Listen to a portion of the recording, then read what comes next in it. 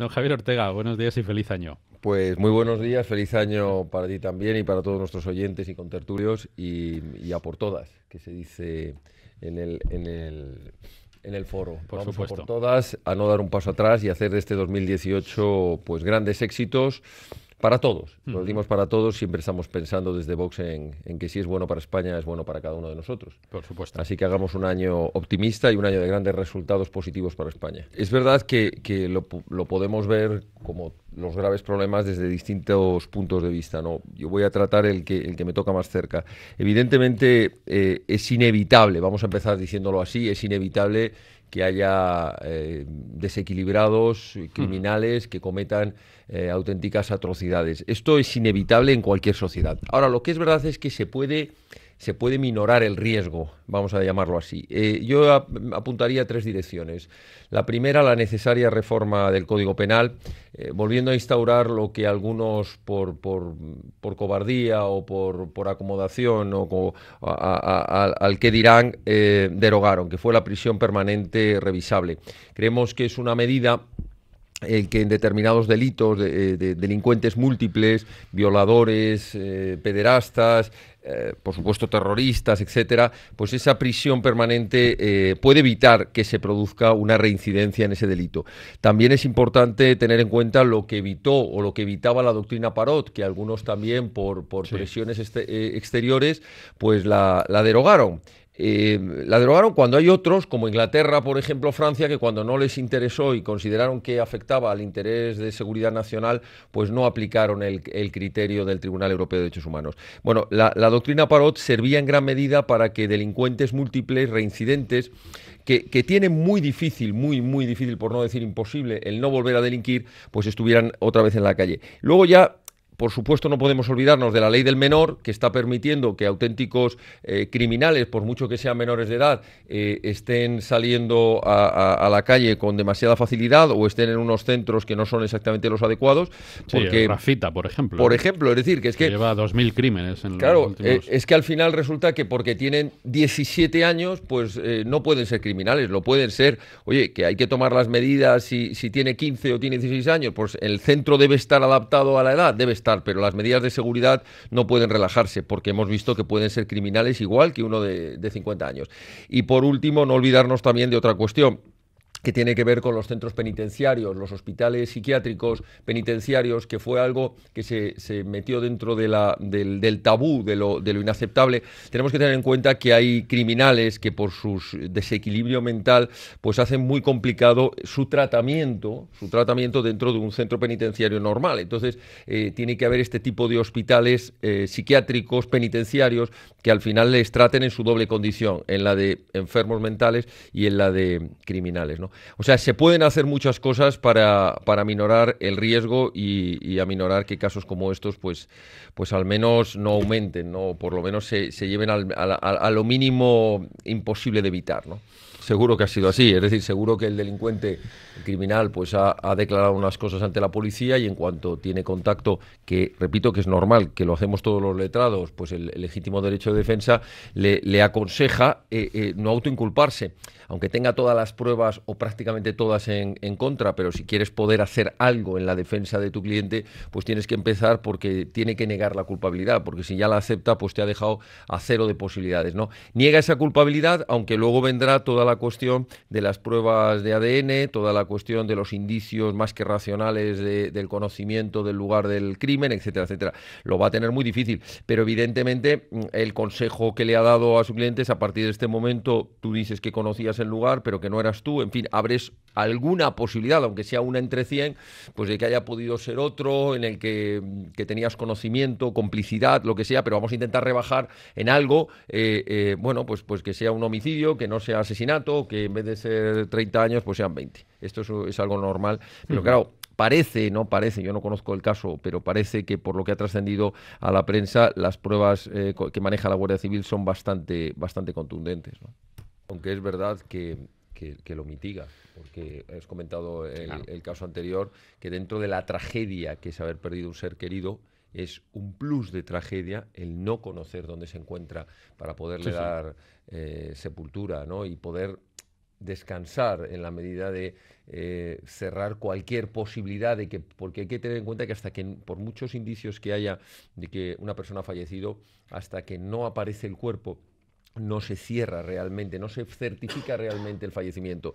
Y esto mentalmente para las víctimas, los familiares, es terrorífico, porque siempre guardan la esperanza de que esté viva, de que haya podido ser secuestrada. Y entonces, bueno, lamentablemente no deja de ser terrible y durísimo, pero están deseando todos estos padres que han desaparecido sus hijos que se encuentren. Evidentemente resulta macabro, ¿no?, el decir, bueno, yo por mitigar el dolor de los padres, bueno, digamos, por no seguir aumentándole el terrorífico dolor que se ha hecho. Ahora, insisto en que esto no son más que consejos del derecho de defensa y...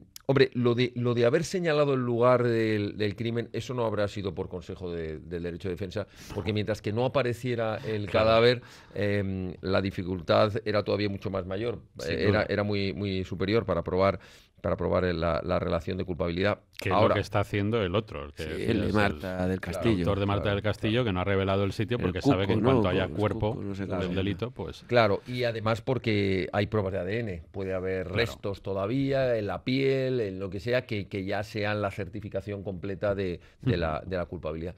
Esta es la mujer a la que te estaba refiriendo. Sí, es que claro, aquí se dan tres circunstancias. La primera, por supuesto, la más fácil de pensar, la presión que puede tener, el miedo que puede tener a la represalia. La segunda es porque hay están exentos de acusar el cónyuge, igual que los descendientes y ascendientes en primer grado, declarar contra su marido o su mujer, y por tanto se estará acogiendo a esto el juez, de decir, bueno, pues usted ahora dice que no conocía nada o cambia su declaración anterior, yo no le puedo imputar, porque no tiene usted una obligación de testificar en contra de quien ha sido su cónyuge.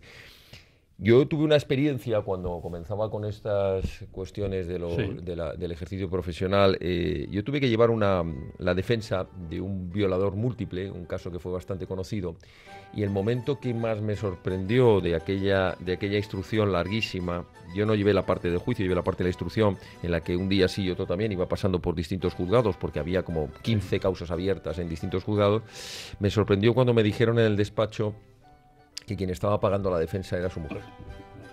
Yo me quedé de piedra. Yo dije, pero vamos a ver, un violador múltiple, con lesiones, con reiteración, un enfermo absoluto, y resulta que quien le estaba pagando la defensa era la mujer. Pues las explicaciones ahí pueden ser de todo tipo, es decir, la vergüenza, intentando que en fin, que no sé, no que salga absuelto, pero sí que tenga un juicio justo, en fin, no sé las razones que puede haber, pero que choca que la propia mujer esté pagando la defensa de su marido, que es violador.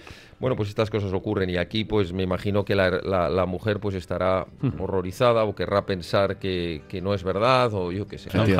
Yo este tipo de encuestas que salen ahora fuera de tiempo electoral, pero tienen una explicación, intentan contrarrestar, y además la sacan ahora a raíz de los resultados que ha habido en las elecciones de Cataluña, intentan contrarrestar el efecto precisamente de las elecciones catalanas, porque si aplicásemos la teoría de las elecciones catalanas, se produciría la ruptura total del bipartidismo en España, desaparecería el Partido Popular y desaparecería el Partido Socialista, o por lo menos quedaría en una segunda o tercera posición después de Ciudadanos. Entonces, el gran vencedor en las elecciones generales, digo, aplicando la regla de las elecciones catalanas a nivel nacional. ¿Qué es lo que hacen con este tipo de encuestas? Es como advertir, son de propaganda, ¿no? Es como advertir a los electores. Oiga, no se crean, que lo de Cataluña no se puede trasladar. Es verdad que no pueden negarle un aumento de votos a Ciudadanos y demás, pero la realidad es que si nos fijamos en el tablero se sigue manteniendo el bipartidismo igual, Partido Popular, Partido Socialista y Ciudadanos, aunque entre como tercera fuerza o como segunda, discutiéndoselo allí con una de las dos grandes, ¿no? Pero al final lo que no pueden aceptar desde estos medios es que se produzca una ruptura de ese bipartidismo, aunque algunos desde Vox defendemos que Ciudadanos no es más que el partido muleta del sistema, es decir, entra a jugar en el sistema para apuntalar el sistema, con otros colores, con otras sonrisas, con otras cosas, pero para apuntalarlo. Y para eso utiliza muy bien el comodín de la abstención. Le ha servido en muchas cosas. Ayer me pasaban relacionado con la política lingüística que se está aplicando en la Comunidad Valenciana, recordando las votaciones en las cuales Ciudadanos lo que hacía era abstenerse. En vez de tomar partido directo en defensa de la lengua española y en evitación del pancatalanismo y demás, pues se abstenía. Y claro, la abstención es cómplice muchas veces, porque claro, el abstenerte no es ni sí ni no, es dejar que la situación corra sin que tú te pongas delante. La abstención es una posición bastante cobarde en política, porque yo estoy de acuerdo con don Borja en que hay que mojarse. Y hay que mojarse y ya se sabe que cuando tomas una posición, pues hay quien no está de acuerdo y que te resta votos. Pero esto de jugar a ser una especie de comodín, de chicle, ¿no? De masa que se va adaptando a las circunstancias, y alguien me dirá, hombre, es que eso estratégicamente, políticamente, es muy rentable. Pues sí, a lo mejor sí lo es, porque evitas las aristas, te vas adaptando, y si hay que tener forma circular, tienes forma circular, y si hay que tener forma de estrellita, pues tienes forma de estrellita. No, hombre, no. Hay que mojarse, y sobre todo cuando hay cuestiones que afectan a lo que se supone que son principios, valores de tu idea, entonces te tienes que mojar. Y claro, eso es lo que nos han rechazado, nos han atacado muchas veces en Vox. Es que, joder, con esto de ser tan políticamente correctos y de llamarle siempre al pan pan y al vino vino, oye, es que a algunos les resultáis poco atractivos. Pues ¿qué le vamos a hacer? Confiemos en que a otros muchos sí les resultemos atractivos, ¿no? En fin, que me parece que son encuestas, que no son encuestas, que son al final artículos de editorial dedicados o dirigidos hacia sus electores, y buscan una finalidad muy concreta, que en este caso es dar la apariencia de que, oiga, que no se asusten ustedes, que lo de Cataluña no se va a producir, cuando además saben los que lo están redactando que de aquí al 2019 pueden cambiar las cosas, pero vamos, 180 grados. Las mismas que se queden dentro. Va a depender del criterio de la sala, obviamente. Nosotros vamos a mantener que las circunstancias y los hechos no han cambiado, que la reiteración delictiva se ha consumado, porque lo que era un anuncio de lo que iba a pasar cuando la vista en la que se mantuvo las medidas de prisión se ha confirmado con los hechos después de que se confirmó esa prisión, es decir, del tiempo que ha pasado desde la última vista ante el juez instructor hasta el momento de la apelación. Se han mantenido los mismos hechos, y la reiteración contumaz en el delito, ¿no? La reincidencia en el delito, aunque lo haya hecho desde prisión. Evidentemente no sabemos el día 4 en esta vista de apelación ante la sala, que ya no es ante el instructor, pues cuál va a ser la posición. Nosotros en primer lugar confiamos, y yo quiero mantenerlo hasta el último momento, confiamos en que la Fiscalía siga manteniendo la misma posición, el mismo criterio de coherencia y argumental que siguió en su día ante la jueza del Juzgado Central de Instrucción número 3, la jueza Carmen Lamela, la magistrada Carmen Lamela, a la hora de solicitar la prisión provisional sin fianza, que mantenga los mismos argumentos que mantuvo en la vista ante el instructor para la modificación de medidas, y que no haya un cambio de criterio. Eso como primera petición para el 2018, que la Fiscalía se mantenga en su argumentación, que por cierto la fundamentó muy bien. Haga lo que haga la Fiscalía, la acusación popular de Vox va a mantener la necesidad de que no haya modificación en las medidas, y veremos a ver si otro tipo de presiones que deberían ser ajenas al condicionamiento penal, condiciones o presiones de tipo político, de conveniencia electoral o conveniencia política, que ya empiezan a oírse voces de que es que, claro, sería una situación muy difícil, claro, la investidura, claro, etcétera, etcétera, cosa que nosotros entendemos que no debería influir lo más mínimo, porque aquí estamos hablando de hechos y de presuntos delitos, no estamos hablando de consecuencias electorales. Así que veremos a ver el día 4. Ya de momento, entre las declaraciones del 4 y el 11, pues nos ha supuesto tener que trabajar estas Navidades en la preparación de estas vistas. Y bueno, ya digo, la posición de Vox va a ser muy clara en cuanto a solicitarle a la sala que mantenga la prisión provisional. Mencionó usted a Mariano Rajoy y a continuación... es que es el presidente de la Generalidad. Claro. Es que inmediatamente, cuando estaba leyendo el Twitter, don Borja, yo estaba recordando la coincidencia de palabras. Oriol Junqueras, dentro de la estrategia que llevan desde el minuto 1, hablando, aparte del amor, de la paz y estas cosas, hablando de la nueva etapa de negociación y diálogo. Y estábamos escuchando al presidente Mariano Rajoy en la inauguración de un puente, hablando de los puentes que tienden al diálogo y a la negociación. Claro, eso es lo peligroso. Está. No es lo peligroso que los golpistas pretendan negociar la rendición pactada, que no es rendición, que para ellos siempre será la claudicación del Estado para lograr su posicionamiento. Porque estos no vienen con la bandera blanca a decir, me rindo. No, estos vienen a, vamos a ver cómo negociamos que mi golpe de Estado se lo tenga que aceptar el Estado. Porque, por cierto, eso lo dice la hoja de ruta. Abriremos una etapa tras el referéndum plebiscitario de negociación pactada con el Estado, de la DUI pactada. Bueno, claro, la documentación incautada por la Guardia Civil. No es que lo diga en sede judicial, es que lo dijo cuando no sabía que le estaban interviniendo el teléfono. Pero aquí, claro, lo grave de esto es que ya empiezan a oírse voces que algunos venimos anunciando desde hace meses, no porque nos llame la atención que la digan ahora, desde el presidente del gobierno, que es el del gobierno de la nación, abriendo puertas al diálogo. Pero que hay que dialogar con los golpistas. ¿Qué vamos a dialogar? Una reforma constitucional, el encaje, la plurinacionalidad. ¿De qué estamos hablando? Pues estamos hablando de que no existe diálogo posible o no debería existirlo, y algunos nos tememos que sí que va a haber diálogo. Claro que va a haber diálogo. Es más, nos tememos, no. Estamos seguros que ya ha habido ese pacto, ya ha habido ese acuerdo. Y por eso tiene tanto interés, don Mariano Rajoy, tiene tanto interés en que salgan de prisión. No, pues se lo agradezco y será muy rápido. Es que don Ramón puso encima de la mesa una cuestión que va a ser recurrente a lo largo de estos próximos meses, sí, que es la cuestión de lo que van a utilizar, el argumento que van a utilizar, porque es la vieja estrategia, echar en cara lo siguiente. Nos van a decir, algunos están queriendo judicializar cuestiones políticas. Esto es un conflicto político y debe resolverse por cauces políticos. Es ahí donde meten la negociación, los chanchullos, los pactos, el dame que yo te doy, etcétera, etcétera.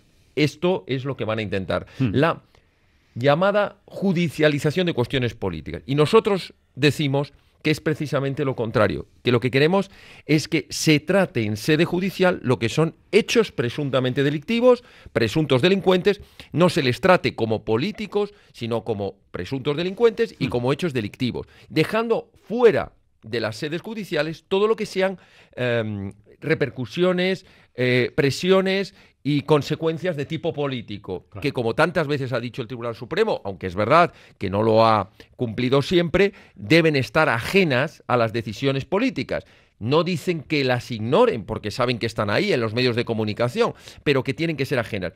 Nosotros respondemos a los que nos dicen que queremos judicializar hechos políticos, que son precisamente los que han politizado la justicia, los que durante 40 años se han dedicado a meter la mano política en los órganos de decisión, Consejo General, Tribunal Constitucional, salas de lo penal, salas de los TSJ, de las comunidades, los que se han dedicado a meter la política dentro de la justicia, los que ahora se rasgan las vestiduras cuando la justicia actúa en cuestiones que tienen trascendencia política, que es muy distinto. Así que defenderemos a capa y espada algo que ya sé que es para algunos clamar en el desierto. Hagamos una frontera, una división entre lo que son, una separación entre lo que son hechos y personas presuntamente autores de delitos, de los que son políticos, con consecuencias políticas o con opiniones políticas. Y así haremos justicia, porque de lo contrario empezaremos a ser un Estado fallido, como nos decía don Ramón, donde la justicia queda sometida al poder político. 10 segundos, don Javier. Rápidamente, que nos mantengamos en este 2018 unidos la inmensa mayoría de los españoles, al margen de otro tipo de consideraciones políticas, que mantengamos esa bandera en los balcones, que mantengamos esas calles de España con nuestra bandera y que, por tanto, logremos que la soberanía nacional que nos corresponde a todos no sea negociada por nadie.